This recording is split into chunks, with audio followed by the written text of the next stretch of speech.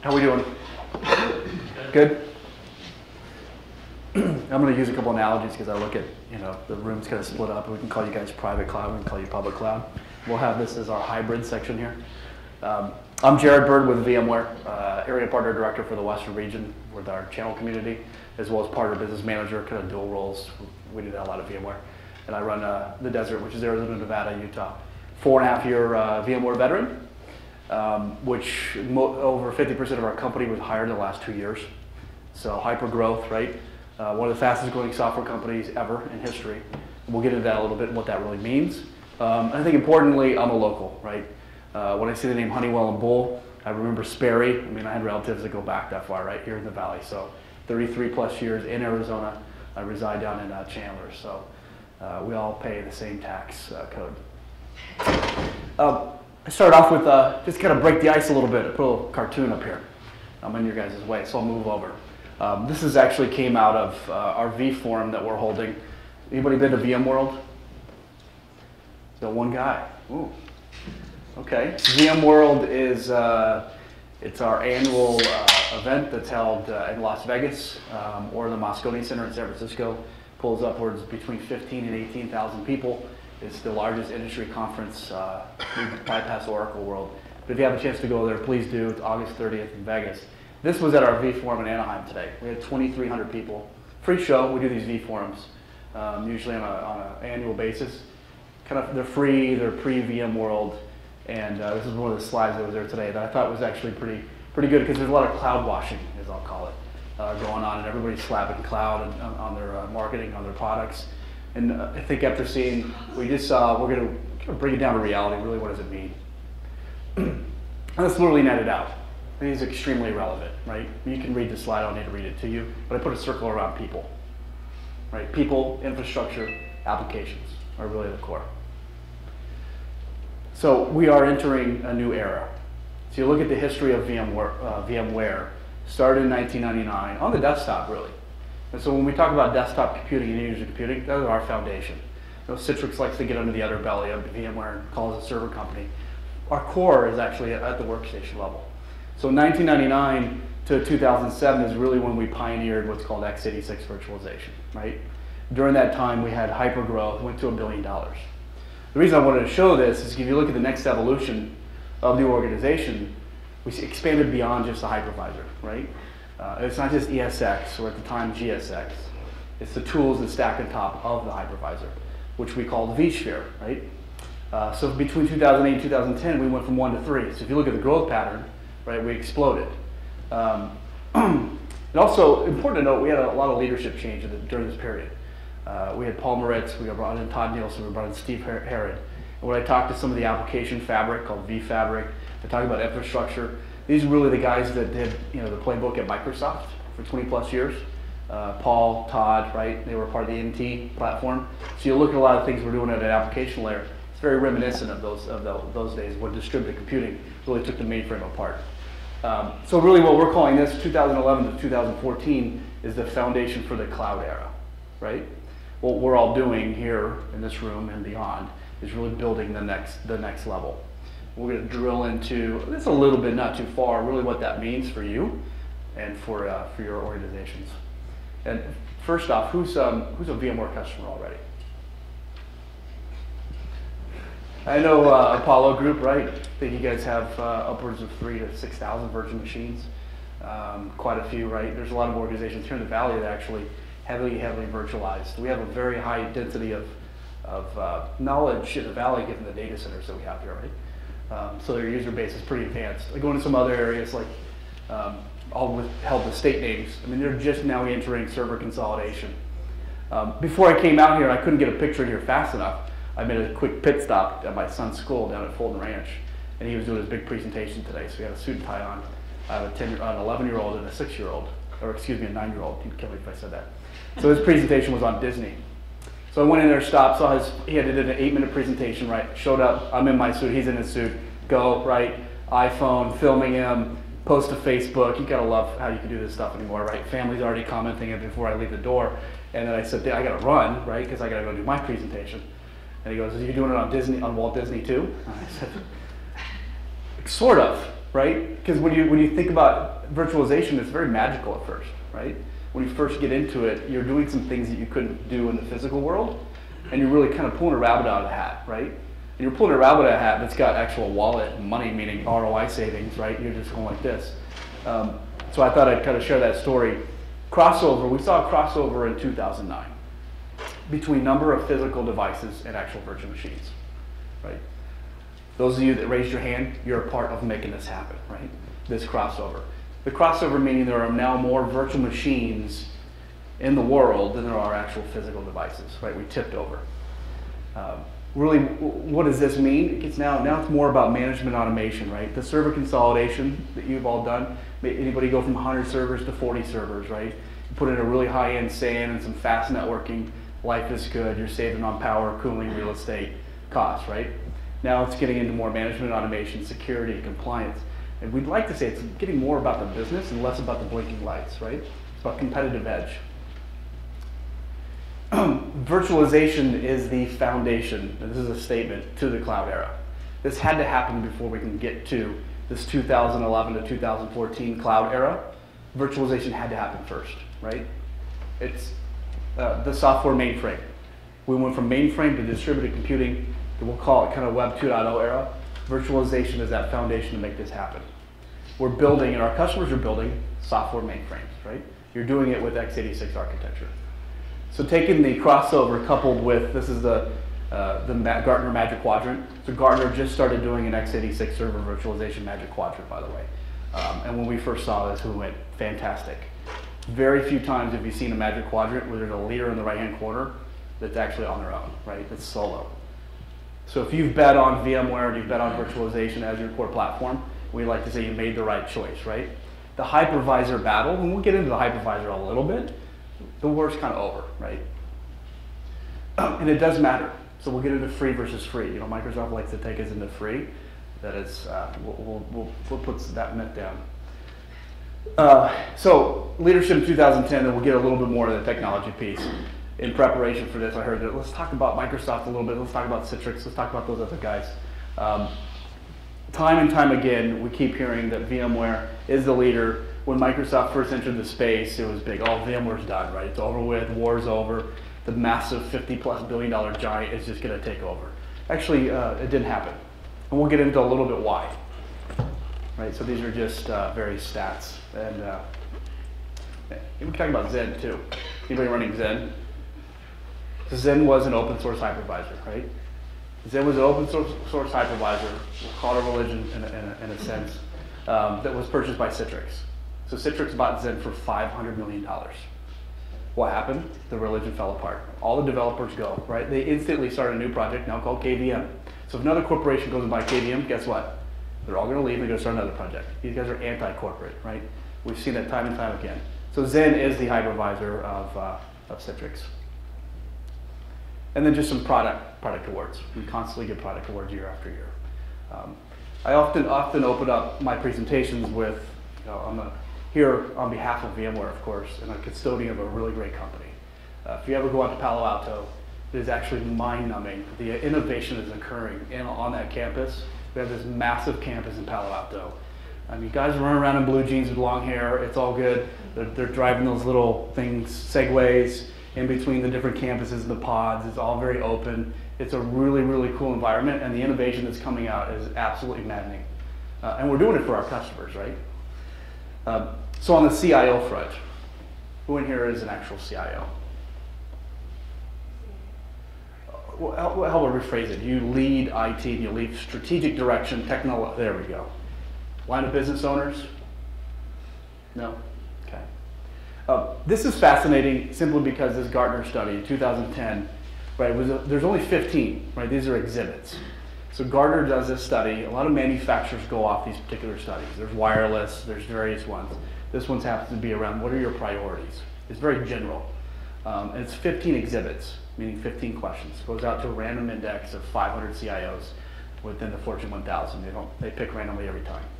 What we saw was the biggest move ever, right? So virtualization has been fortunate enough to be in the top 3 for the last 4 consecutive years. It's in 1, 2, or 3 in terms of CIO priority, right? So we've been fortunate for that. Cloud computing went from 2009, from from being 14th, almost not even on the list, to the number 2 priority, right? Absolutely everybody wants to know, what is this? I'm going to use some cost benchmarks here. This is the Amazon Web Services. So Amazon Web Services, 2 weeks ago I was at VMware President's Club in Hawaii, which was absolutely fantastic. And the wife's telling me to get off my phone. I'm always on my iPhone, checking email, and what happens? Amazon Web Services, a slash dot, I get a Twitter feed, Amazon Web Services went down, right? Check it about 6 hours, still down. Next day, check it, still down. I think it was down for 2 days. Who is going to put their production workloads in the Amazon cloud? Nobody, right? Nobody. However, the rate card is important. Because CIOs, right, CFO gets this rate card, goes to the CIO, says, what's our rate card look like? What's our internal IT? What is our cost per Windows workload per hour, per gig, per VM? Break it down for me. Half the time CIO doesn't know. We have tools to help them find out these costs. But the messaging here is, you got to compete with this rate card. Drive your costs down. How are you going to do it? So it's not, I'm going to go take all my stuff and put it in the Amazon cloud. It's not secure, it's not compliant, it's definitely not reliable. The message here is, how are we going to get our costs down? Because I got to compete with this internally. We feel the answer is through continued virtualization, right? Drive out costs. We know there's hardened ROI out of the box. So it's not a matter of if, it's just a matter of when, as you virtualize more. You talked about those tier 1 apps, and you had the guy who looked like he was having a bad day. I'd like to say he put a production workload on Hyper-V. That's why he was having a bad day. It's not because he virtualized a tier 1 app. And we've done a very good job, and people think virtualizing means putting more workloads on a server, which is true, right? You'll take one server, you're doing 20 things with it rather than just 1 or 2, which is how you get that server consolidation, right? But that actually had a byproduct of, I'm not going to virtualize tier 1 because I don't want my app, SAP, my database, my messaging server to share with anything else, right? It's okay to run one virtual machine on one server, right? It's absolutely okay. And the benefits of that are the availability, right? You've got vMotion, you've got DR, you've got fault tolerance, you've got mirroring, you've got all these benefits, including the portability, right? So we do have customers virtualizing tier apps, and they run one virtual machine, and that is it, and it's SAP, or it's Oracle. It's still okay. But that mindset is there of people is that when you virtualize, you're sharing, right? You're sharing, you've got containers or workloads or VMs, and you're sharing with everything else, which is all very true. Just wanted to make sure I kind of got that out there. So what is this cloud thing? Again, I opened with that little cartoon of a bunch of servers with sunglasses on running, right? Where are we going? I don't know. Let's just go. This is great. Everybody in there, the guy goes, who's going to get there first? Like, I am, right?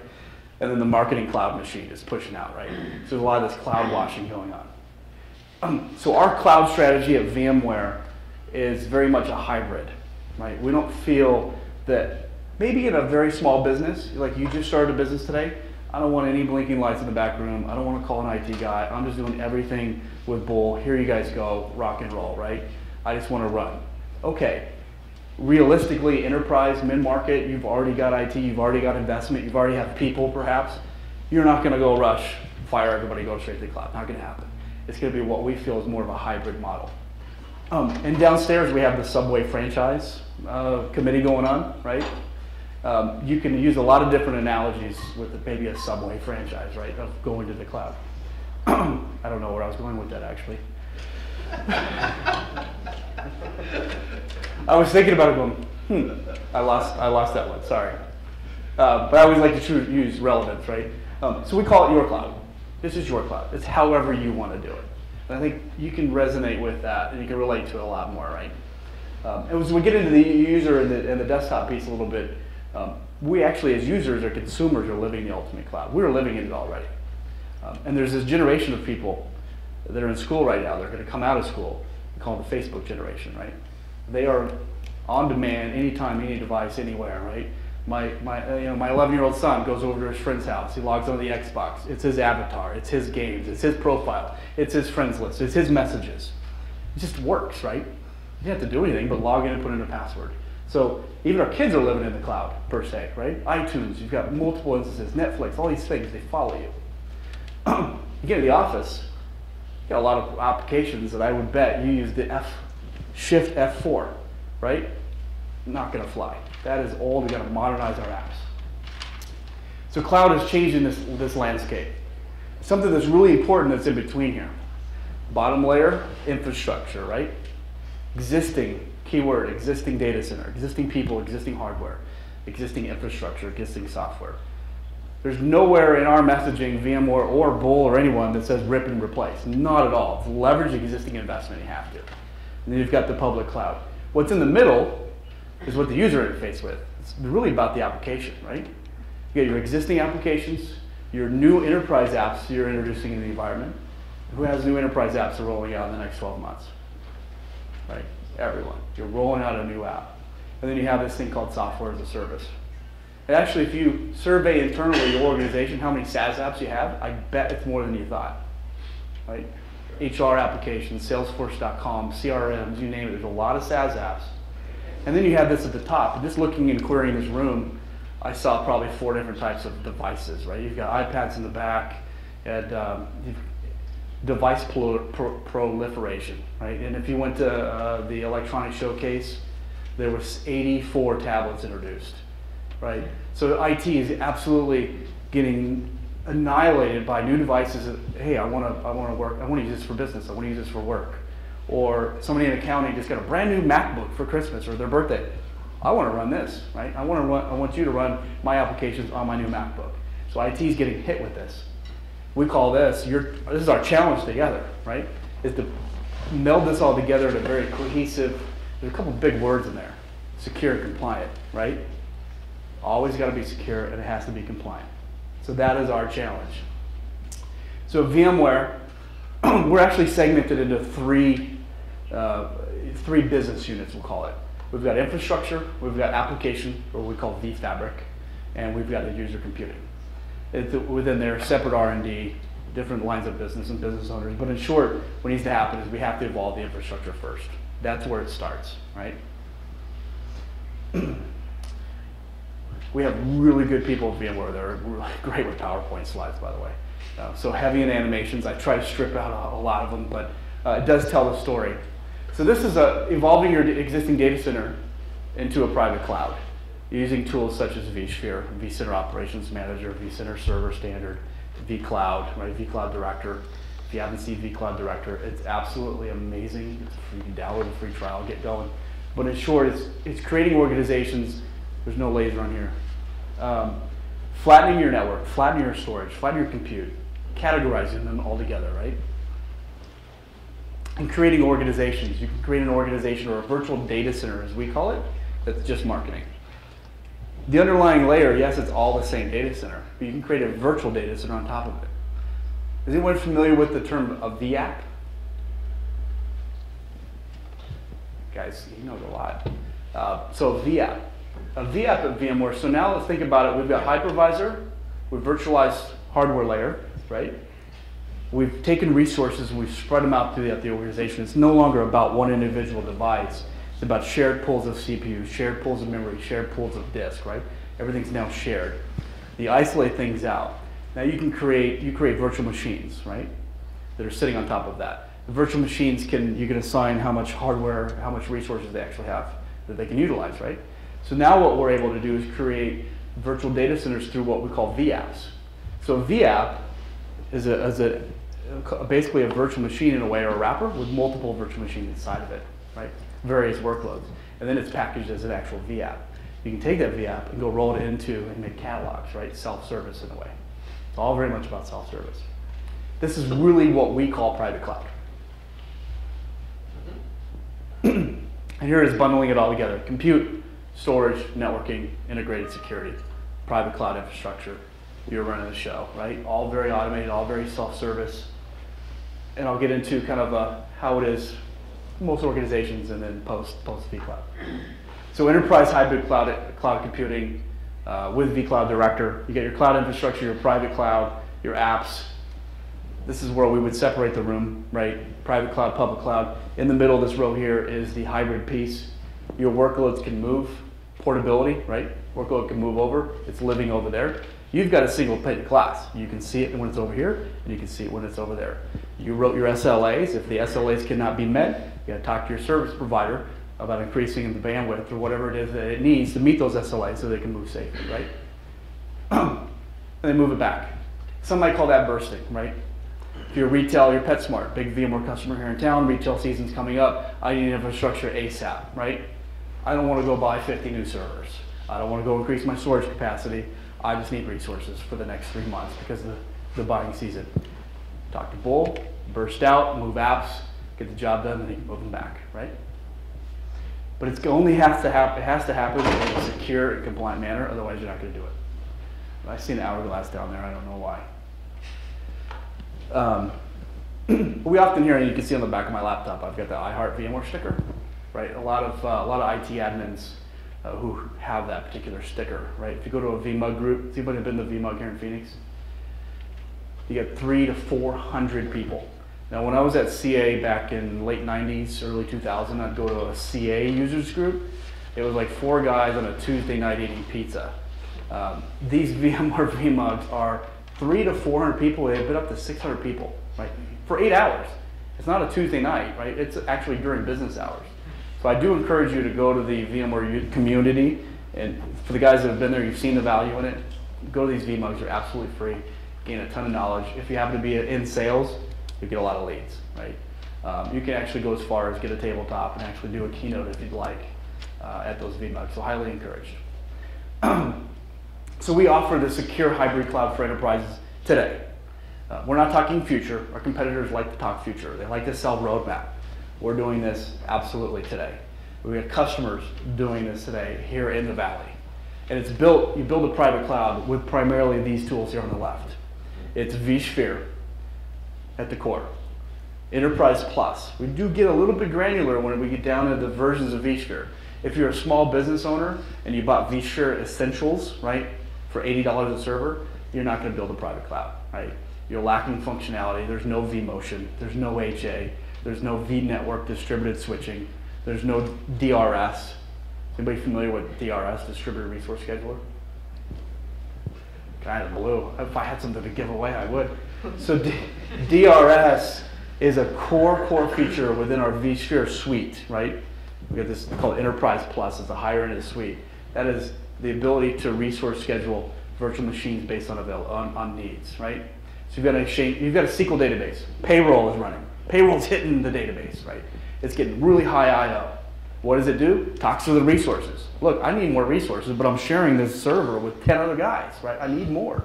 So DRS will go and move, talk to vMotion, move the virtual machines off, right? Get them off that server, give that thing the horsepower it needs to get its job done, and then when it cycles down, bring them back, right? Just bring it back. That has to happen for private cloud. Next is vShield. Most people don't even know we have security tools. We are going and talking to CSOs, right? So you go into a meeting at a large enterprise corporation in the past, it would be line of business owners or application guys or gals, server team, or we'll call them compute. We'll call it compute team. Networking team, storage team, right? The compute and the storage guys have kind of had a group hug for a while, right? Virtualization drove each other's businesses. They were getting together. Networking guys are starting to come to the table now. They have really cool technologies like Nexus from Cisco, the vNetwork distributed switching technology, right? So networking guys start to come to the table. Line of business folks are interested. The server huggers, as we used to call them back in '04, they're at the table now because they realize my job is a lot easier with the virtualization. I'm going to kind of let go of, the Godzilla server. And now we're seeing the CFSO and the security teams are at the table as well. So virtualization inherently has brought everybody together, right? Kind of that, it's the match.com, if you will, within the organization. Lines of business that didn't really talk before brings everybody together. Security is one of them. Now the CSO is actually adopting virtualization. When I go into the security piece, kind of towards the end because it's a competitive advantage, we address security early on. I can look at earlier statements I made in terms of leadership of VMware, ex-Microsoft guys. They know the playbook starts to fail if you don't address security early, right? We addressed it very early on in the hypervisor. Our hypervisor is 312,000 lines of code.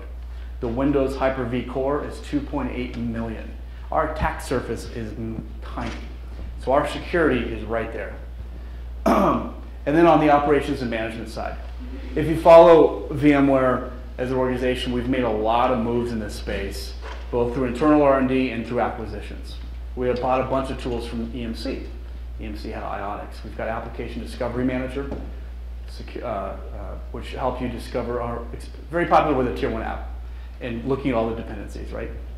And then on the cloud consumption piece is vCloud.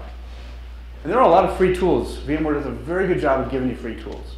We have a cloud connector called vCloud Connector to help you connect to clouds. So back to reality, right? This is all great, and we've been in the clouds and private and hybrid and public, and life is good. I'm saving money, and my job's a lot easier. And I get to my applications, any device, anytime, anywhere. Life is good. Real world, right? Back to reality. This is what it looks like, typically, to provision a new server or a new workload or a new machine. Right? The IT guys that are in the room going, yeah, okay, I see that. I got to go here. Then it's got to go to the security team. They got to approve it, or it can get dismissed, and I start back to square one. I got to go over here. Storage requirements met. No. Okay, got to go back over here. Got to go to purchasing. All these different pieces, right? Post implementation of vCloud Director, one tool, looks more like this. And actually, notice the involvement of IT is 0. You predefine the catalogs. You predefine everything. The user goes to a catalog, app store-like experience. I need this, this, this, and this. Oh, and I'm in sales, so the apps that I see are things that I need to do my job and my function, right? I'm in sales, I have access to salesforce.com. I have access, or our CRM, right, we'll call it. I have access to all these things, right? HR, different. There's gonna be commonality, certain tools, bless you, that you would have for every department. You predefine this. There's a lease on there, right? So a lot of companies that virtualized early, oh, I had a server sprawl problem. I kept just throwing more servers, more workloads, right? And I'm up to 500 servers now. Holy cow. And then you virtualized, you went back and you're saving all this money, but then now you have 1,000 virtual machines. So you shifted the problem, right? You had 500 servers, and now you have 100, but you have 1,000 virtual machines. We called this virtual machine sprawl. It was running rapid in like 08, 09. When I came on board in 07, that's where a lot of customers are going, help me contain all this, right? My problem is compounded. With vCloud Director, you can actually put lease timers. So, bless you, talking the development story, right? Developers like to have a lot of work power. You can give them that power and then put a lease on it. It's done in 30 days, right? It's decommissioned and it's archived in case you ever need it back for compliance reasons. So the 3 core focus areas: infrastructure, which includes management automation, application layer, and then on the end user computing side. I'll go a little bit quicker here. So new applications, we feel new approach. We made an acquisition that was really key about a year and a half ago. We acquired SpringSource. Anybody familiar with Spring? So, Chris is. When we acquired Spring, the entire sales organization was going, what is this, right? It's about 6.5 million developers are a part of that leverage the Spring toolkit. Part of that is Apache Tomcat server. You know, a lot of, right? So now you start to think, okay, wait a minute. You've got an operating system, cloud operating system. Now you have an application platform, right? Think back to that earlier comment about Windows NT. What was it? It was an operating system and an application launcher, right? Very similar, but in the new era. So we have we feel it's a new approach. Building apps for tomorrow are vastly different than the apps of yesterday. No more function key, right? We're done with shift function 4. And also that coming Facebook generation, they're not going to do that, right? They're going to use a mouse. So our application platform, these are the various tools that are in what's called the SpringSource toolkit. 6.5 million developers developing on this toolkit. Twitter, for example, built on Spring, uses RabbitMQ as the messaging server, which was one of the products in the messaging service. Facebook, huge user. A lot of these new generation social Web 2.0 tools are written in this framework. Another product or tool that's in here called Gemfire. Gemfire, for example, saves Expedia.com $110 million a year because it's rapid database caching, right? One of the challenges of scale is scaling the database. It doesn't scale very well. Gemfire is a tool that we put in front of the database to do some really robust caching, if you will, for Web 2.0 apps. Very, very popular for high transaction websites. We do have some companies in town that are big Gemfire customers. They're just not referenceable yet. So those are products that are within our Gemfire suite. Cloud Foundry. Anybody see the Cloud Foundry launch 3 weeks ago? He's all in. He's in his 20s. He's on. Cloud Foundry, we released, it's 100% free. I don't know the actual numbers yet, but it's the world's first open platform as a service. Come one, come all developers, start using our toolkits, writing apps that are ready for the microclouds, public clouds, using cloudfoundry.com. I know there's still a line. It's kind of like Gmail back in the day. You had to get invited to it, right, in order to get a Gmail account. There's a line right now. We can't keep up with the demand to get on and get your user ID and password to start building the Cloud Foundry. The goal is just, here you go. Here's a development platform. Write your apps, develop them, and then move them out. Right? Don't get stuck here. The intent is not to keep it here. It's to develop it here and get used to it, and then go and put it wherever you want. Right? Slide it on top of your existing virtual infrastructure. Forward thinking, when I look at this move that we made here, and the development toolkit, and the people at VMware Todd Nielsen that are running our application layer, and the reason we recently just became Microsoft's #1 competitor, they kicked that off of the Worldwide Partner Conference. We bypassed Google, right? It used to be Google and Apple, and we're now #1. And I think what they see the writing on the wall is we're getting to a point where you can start to write those applications. Why do you really need a general purpose operating system in front of them, right? If your interface is via a web browser, then why do you need Windows, right? You're running on a virtual infrastructure, it's highly available. It really doesn't matter how you get to it, right? Kind of, that's a little forward thinking, but it is public knowledge that we're now their #1 competitor. Now on the end user piece, we had to rethink it. So it's the device kind of versus the people. And when I mentioned earlier about we're living the ultimate cloud experience as consumers, we are, right? Heck, you can even go to the grocery store. I was in Fry's. Anybody shop at Fry's? Yeah, I'll go back a little bit. Remember Smitty's? Oh, God. There's a little local tribal knowledge. I don't know why I even said that, but so Fry's, because a lot of the Smitty's turned into Fry's. So Fry's, You've thrown us way back. I know. You can buy it. Turned into Smith's, that's right, and then Kroger grabbed it. Storyline here Stop is it, Carrie. I'm in Fry's and you can buy Zynga farming equipment for actual cash. You know, you go to where the gift cards are and you can buy whatever, Best Buy. And I'm looking because I had to buy some for a customer. I saw Zynga, it was farming equipment, $10, $25, $50. I'm going, wait a minute, so people are going to come in here and buy this card and then go online and then cash in the card to buy virtual farming equipment on Farmville. Unbelievable. So I started doing a little research. Zynga, and this has a little bit to do with end user computing, has 110 million virtual farmers that are actually considered active, meaning they check in at least once a week to manage their farm. 110 million farmers in the last 2 years. If I was to come into this room and tell you, guys, virtual farming is going to be huge, 2 years ago you would have laughed me out of the room, right? And here it is, it's 102 million virtual farmers, and Zynga is now in the grocery store selling little cards. Right? The world is changing. That's the cloud experience. Where do they have all the time for this? I just want to know. I have no idea. I just want that job. Yeah. Where have the time? I mean, the kids stuff. Yeah. The kids, what is it called? The virtual pets. I mean, that's big, right? That's You can't huge. expect They log into the older website people and yeah. And they're using the social aspect, right? So it spreads fast, rapid. If you're on Facebook and somebody gives you an invitation, here's a pig. Well, what do I do with the pig? And you click on it, next thing you know, you've got a farm and one pig.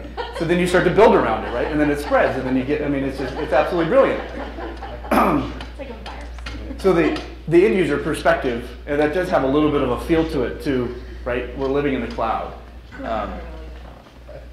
We're taking the device, again, 84 new tablets introduced at CES, rampant. Now we're starting to see a lot of the big ones, the BlackBerry Playbook, right? Bringing a brand new playbook. Hey, IT, I'd like to run whatever on here. Support me. Oh, we can't, because our apps aren't ready. They're not modernized. That's the challenge that we're facing. We like to focus more on the user and less on the device. That is a VMware strategy as a whole when it comes to end user computing. Less about in-device, more about user. What does the user want? What does the user need? How do they get to their information? How do they get to their apps? How do they get to their data? And also, how do they get to, I saw this gentleman that was sitting up here in R&D, and his wallpaper was Dark Side of the Moon from Pink Floyd. I like Pink Floyd. And if he goes to a different device, is that going to be his wallpaper? No, probably not, because it's stuck right there, right? So there's a personality aspect that we need to keep in mind too. And we just launched I've probably used the word launch a lot because it seems like we've been acquiring and launching new products rapid the last 4 weeks. Project Horizon. It was talked about on CNN. Stock jumped up quite a bit. There's a ton of buzz around Horizon.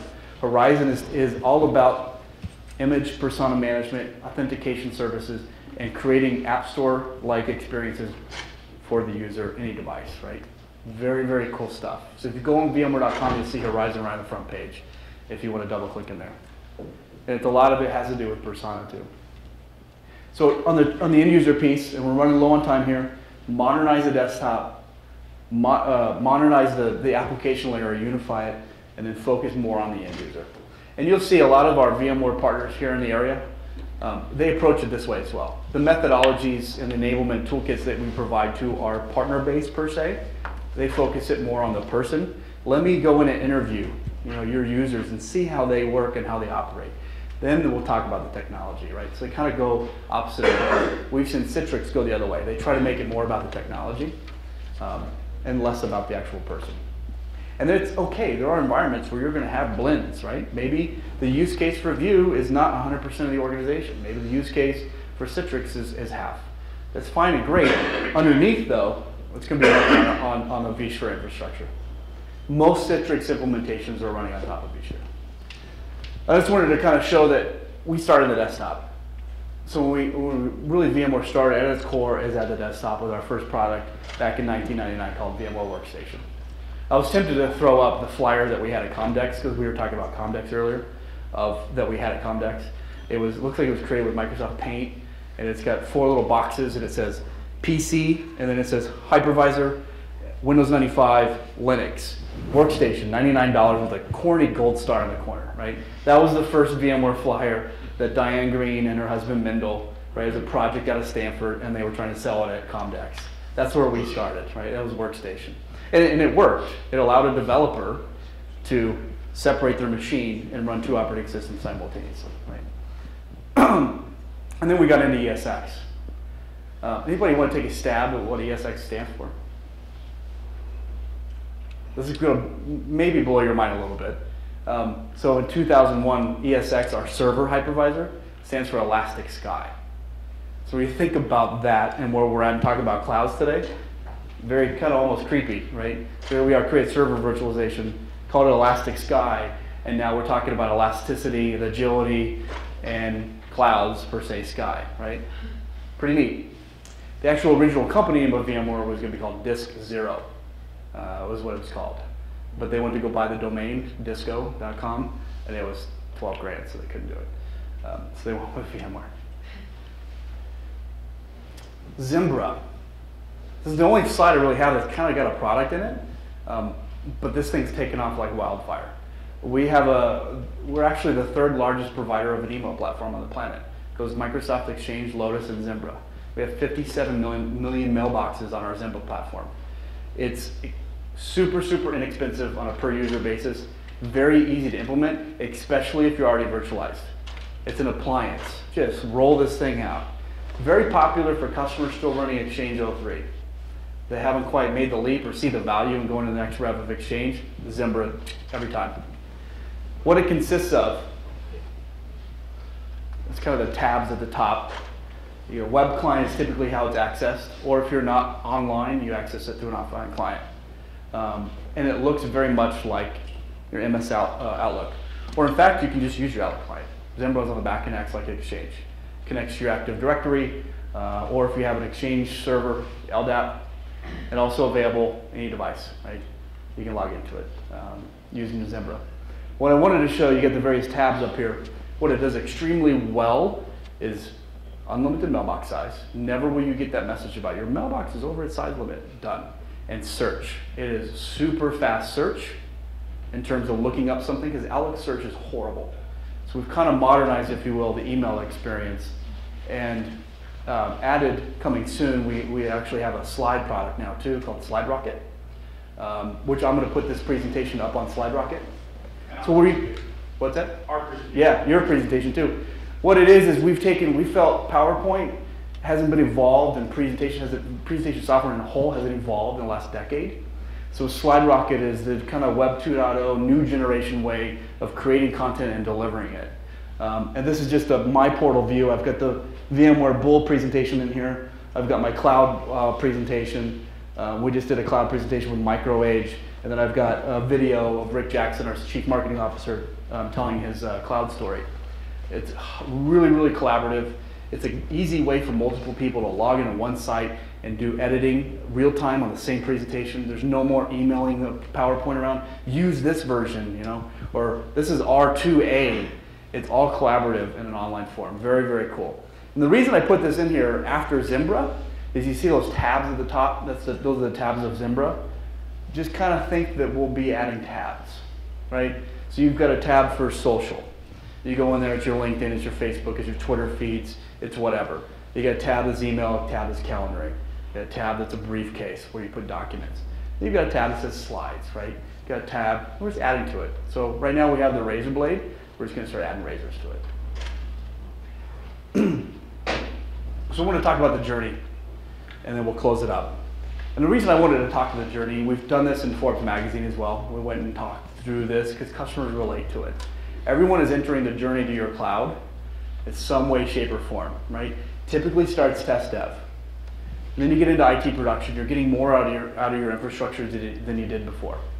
And it moves into more business production. Unprecedented reliability. When I was at CA back in 99 to 2003-ish on the storage team, I was selling ArcServe, I was pushing tape, I was talking with Iron Mountain, right? Those days are gone. Availability, 100% uptime.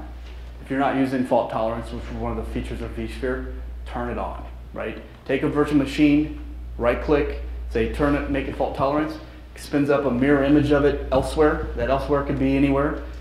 Within the LAN, we're not quite to WAN level yet, and now you've got a mirrored virtual machine that looks identical. Heartbeat together, right? A dies, B becomes the parent.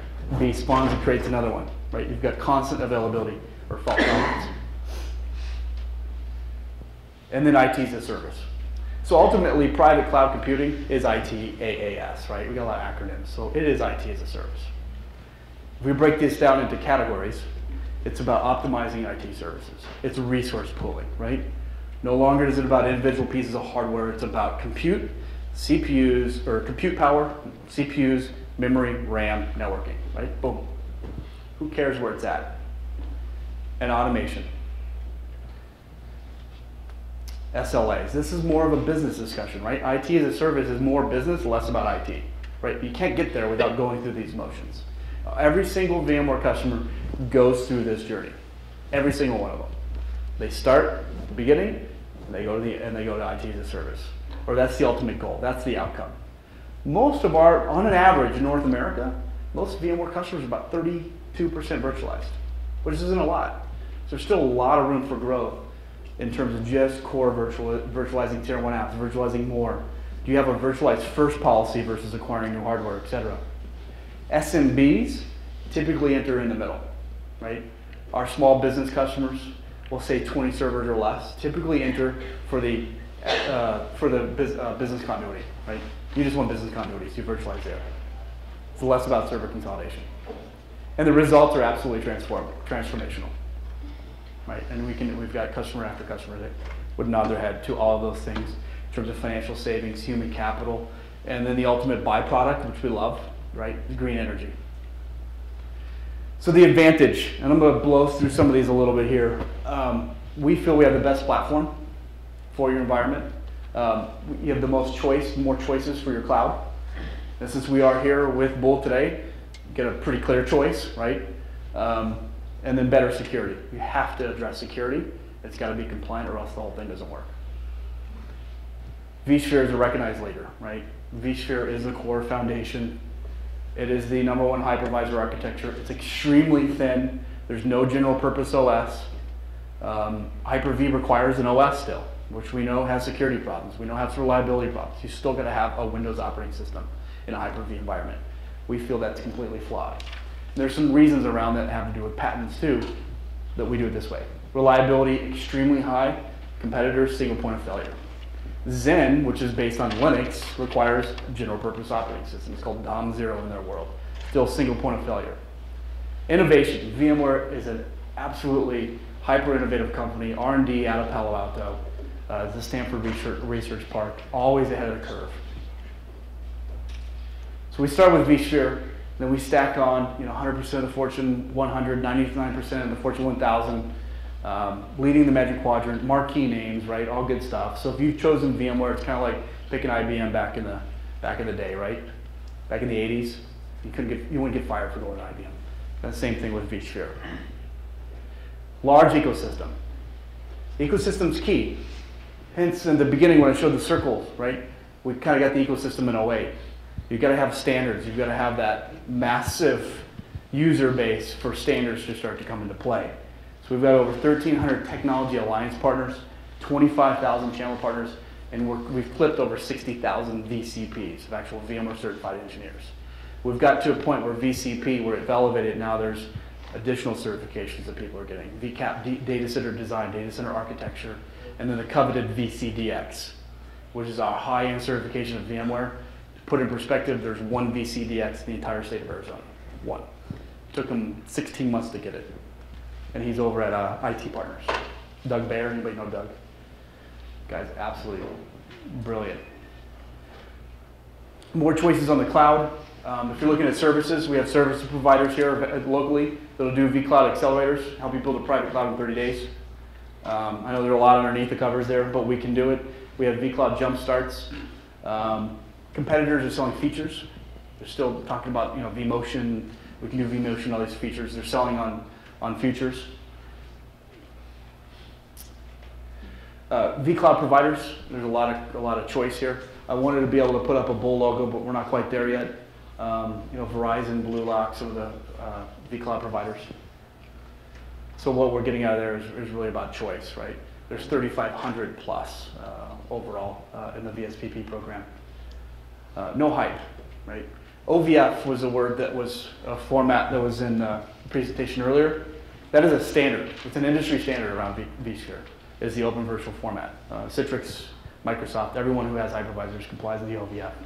vCloud Director is it's GA. We're revving here pretty soon. No more hype.